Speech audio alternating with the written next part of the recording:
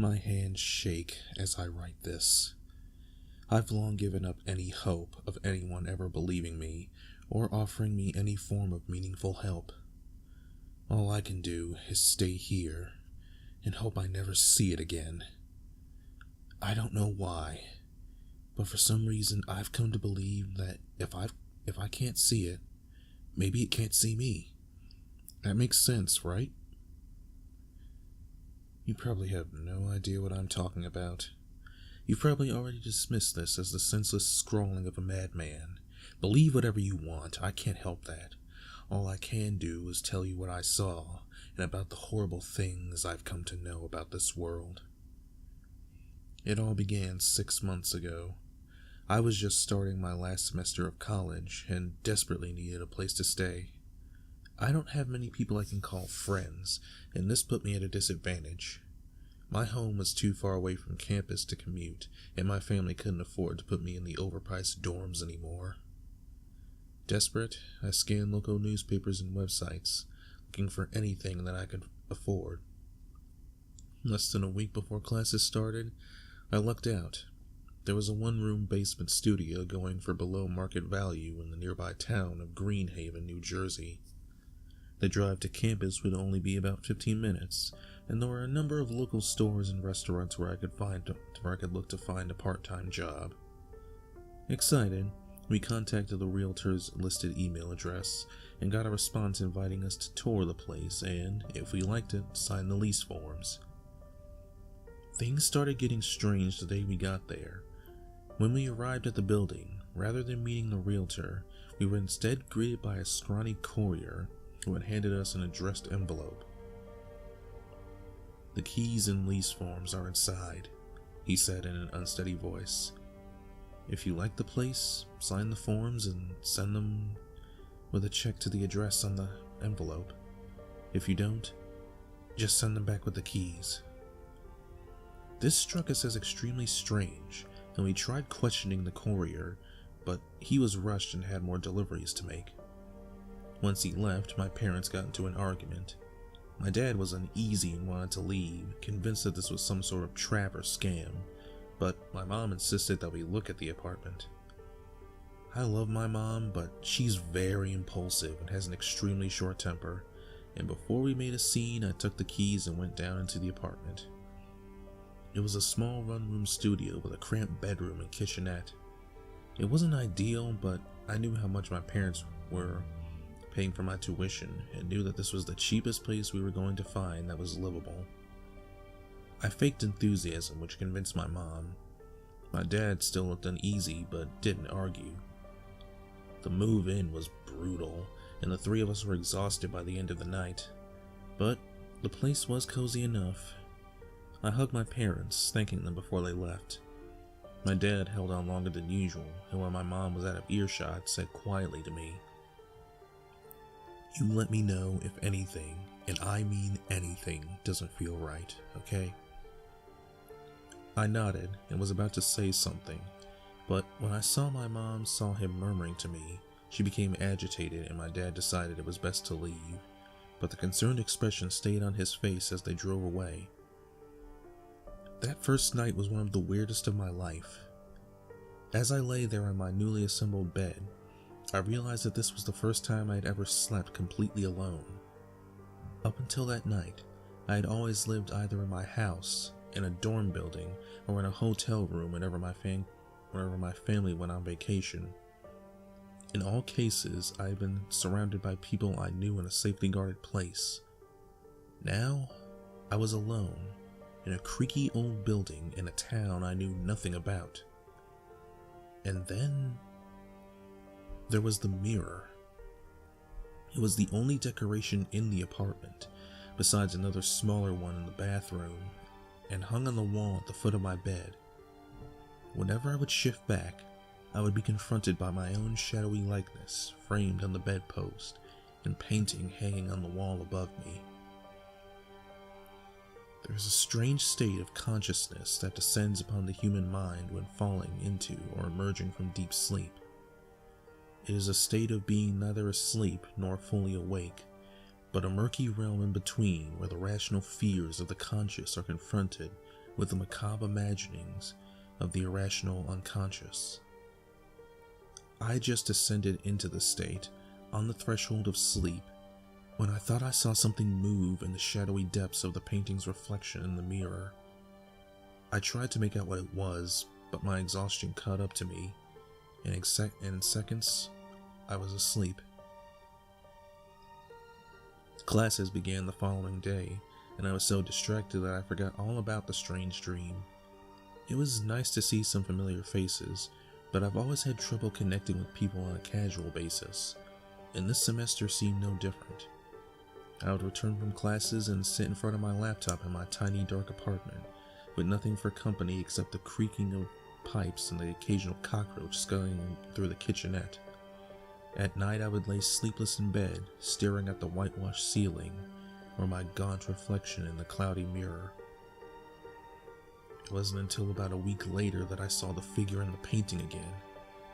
I had just come home from a long evening run on a Friday night, my idea of getting out more, and collapsed, exhausted, onto my bed, staring into the mirror. Once again I was on the brink of sleep when I saw movement in the reflection of the painting. The figure was back, and getting closer. I could see that its movements were disjointed and lopsided, as if it had several broken bones, with long, gangly limbs like twisted branches. Its ash-covered body was emaciated and hairless, and its head was hung, concealing its face. I remember watching with a sort of horrified fascination as the thing shambled closer and closer. At some point I must have fallen asleep. That seems completely unbelievable to me now, and I don't remember anything else from that night. Only that when I woke, a weak gray morning light was filtering through the apartment's tiny windows, and my throat felt like it was full of sandpaper. I dragged myself out of bed and into the apartment's small bathroom, turned on the faucet to the sink, and greedily slurped metallic-tasting water down my parched throat. Almost immediately, I vomited it back up. I drank again at a slower pace to keep myself from throwing up again. When I looked into the mirror above the sink, I barely recognized the face that stared back at me. My eyes were sunken in their sockets, the flesh beneath them swollen with ugly purple blotches, and my skin was pale and nasty looking. I shuffled into the cramped kitchen, my body aching with every move, and opened the fridge. The plate of leftover food from Friday was sludgy and covered with mold, and the half-drunk carton of milk was sour.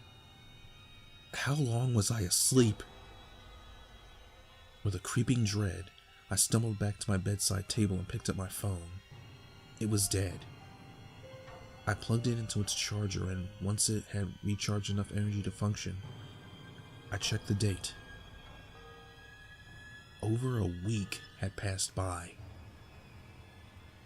There were several voicemails from my mom, each growing progressively more worried, the last of which was from the night before. I immediately called her, telling her I lost my phone and forgot to call her. "Are you all right?" she asked worriedly. "You don't sound too well." "I've come down with something," I said. "Don't worry, I'm fine. I'll sleep it off." After a few minutes, she gradually calmed down.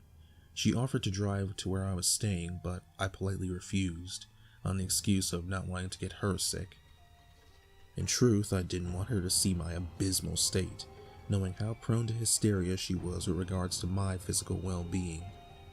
Although, to be fair, I was fairly close to hysteria myself as I hung up the phone. The following week was miserable.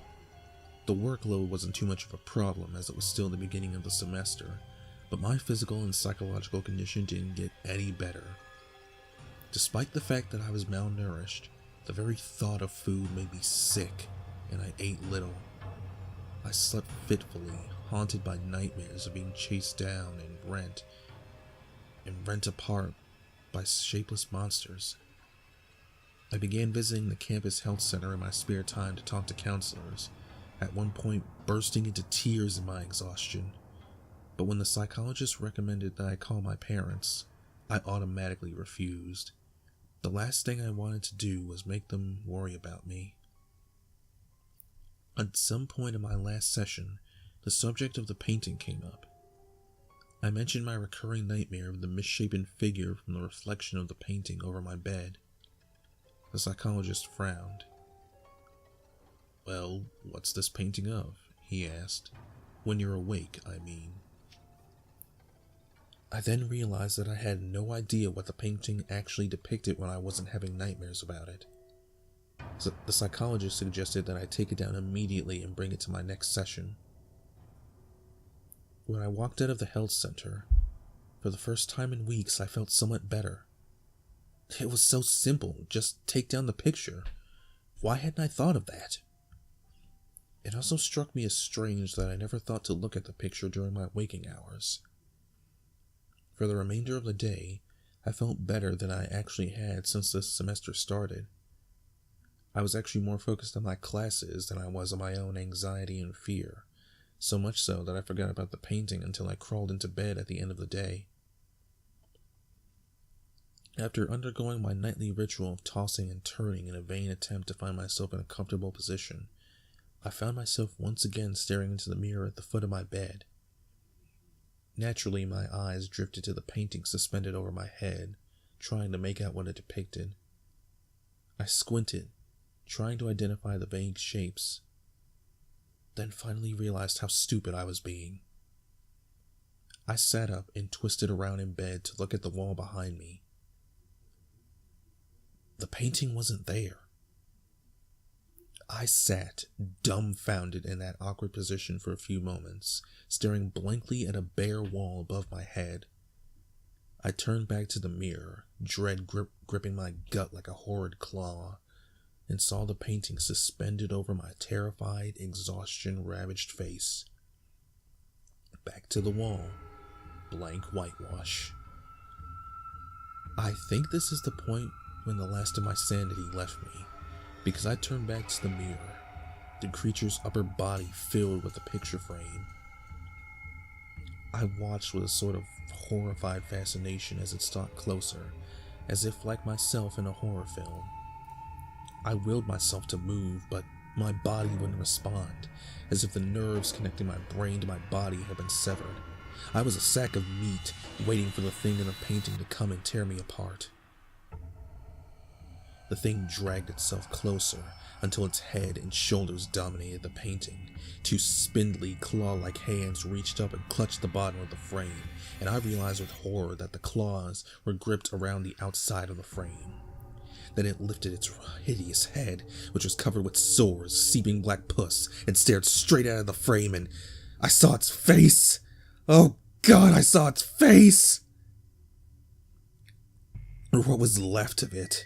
The skin was cracked and peeling like old paint, the mouth nothing more than a jagged, bloody line. Its eyes, oh my God, it had no eyes.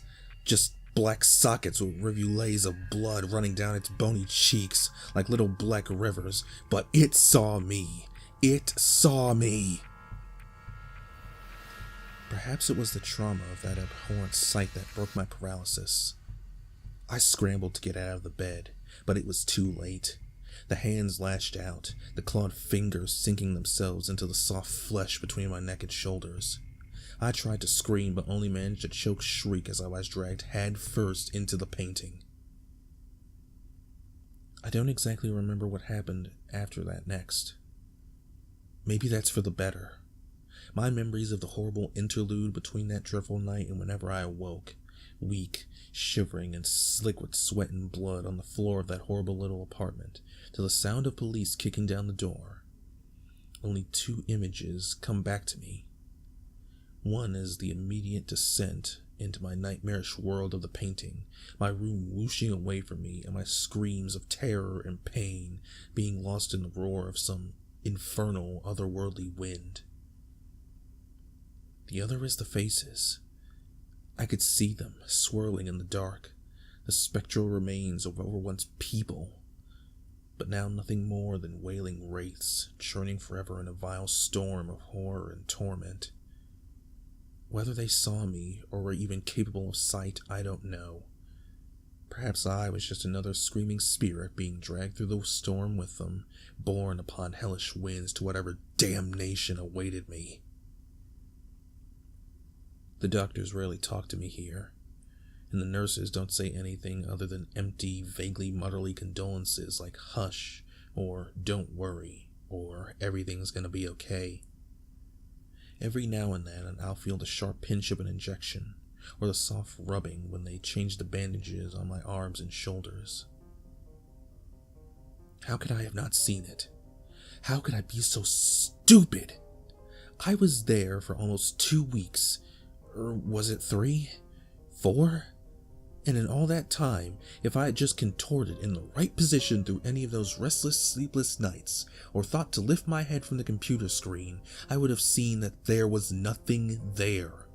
And if I had noticed sooner, maybe I could have gotten help. Maybe I could have gotten out of there sooner and everything would have gone back to normal. Maybe. I don't see my parents much. They stop by often to check on me, but I pretend to be asleep. Not because I don't want to be with them, but the pain on their faces is too much to bear. I lay there and feign sleep, despite the fact they know well that I'm awake. I'm not ready to face the pain yet. I'm not sure if I ever will. I answer the doctor's questions as calmly as I can. I'm successful. Rarely. I cry a lot and often wake up thrashing and screaming to the creaking of the body restraints holding me to the bed. I'm not allowed near pictures or mirrors, or rather, they're not allowed near me, and that suits me just fine.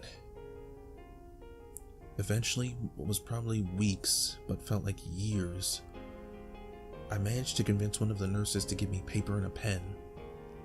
She was one of the nice ones, but gave me a thin felt marker instead of a pen, and only on the condition that she sit beside me while I write like she is now. I like her. She's nice and quite pretty, though I wish she wouldn't dye her hair black like that. It makes me think of that night, which in turn makes me think of nightmares, which makes me think of... My hands are shaking again. I have to stop writing. You know my story. Whether you believe me or not is up to you. You probably think I'm crazy, and I probably am. I guess I won't know until I breathe my last breath, and see for myself what lies on the other side of death. Heaven? Hell? Nothing? Personally, I prefer an eternity of nothingness to what I saw in the painting in the mirror.